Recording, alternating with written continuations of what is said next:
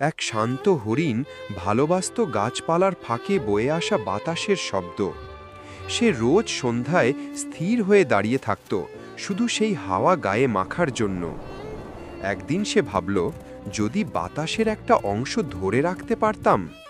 সে দৌড়ালো, শিং দিয়ে বাতাসকে ধরে রাখার চেষ্টা করল। সে পাখিদের জিজ্ঞেস করল, তোমরা হাওয়া ধরো কিভাবে? পাখিরা হেসে জবাব দিল, আমরা ধরি না, আমরা সওয়ার হই। তবুও হরিণ হাল ছাড়ল না।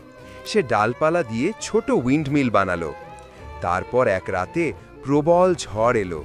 হরিণ দেখল গাছেরা নুয়ে পড়ছে, বাতাস গর্জন করছে। সে একা পাহাড়ে দাঁড়িয়ে বুঝল, বাতাসকে আটকে রাখা যায় না। সে মুক্ত, বুনো এবং জীবন্ত। পরের দিন সকালে ঝড় থেমে গেল। যে পাহাড়ে হরিণটি দাঁড়িয়েছিল সেখানে পড়েছিল একটি পালক, হালকা এবং শীতল। সে হাসল। সে বাতাসকে ধরতে পারেনি,